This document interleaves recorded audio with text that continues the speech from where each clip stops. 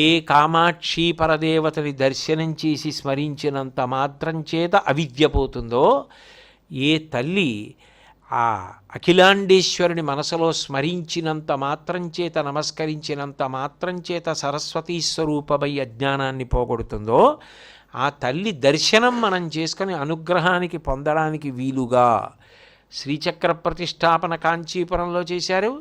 శ్రీచక్ర తాటంకములను అఖిలాండేశ్వరికి వేశారు. జ్ఞానప్రవాహంగా గ్రంథరూపంలో భాష్య గ్రంథములనిచ్చారు. కాబట్టి శంకర భగవత్పాదులు చెయ్యని ఉపకారం ఏముంది?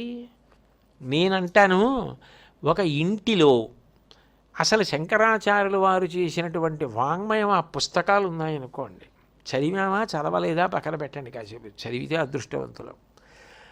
చదవగలిగితే, చదవకపోయినా కనీసం ఒక్కసారి ఆ పుస్తకాల వంక చూసి అప్పుడప్పుడు 2 పేర్లు, ఉపదేశ సాహస్రి, ఆత్మబోధ, వేదాంత డిండిమం, అలా వాటి వంక చదివితే చాలు. అంత గొప్ప గ్రంథాలను ఇచ్చారు. ఆ మహానుభావుడికి 2 చేతులు ఎత్తి నమస్కారం చేయడం తప్ప మనం చేయగలిగింది ఏముంటుంది?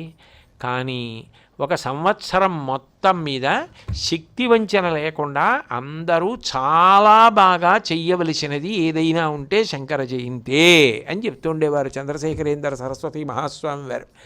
దానికి పూర్వాంగంగా మనం 1 రోజు కాదు, 9 రోజులు కాదు, రోజు ఏదో మన శక్తి వరకు మనకు వచ్చినంత మేర, నిజానికి నేను చెప్పగలిగినంత సమర్థుణ్ణే. మీరు అన్నీ తెలియనట్టు వింటారు, మీరు అది మీ వినయం. కాబట్టి మీరు ఉన్నారు కాబట్టి ఏదో చెప్పుకుని శంకరాచార్యుల వారి అనుగ్రహానికి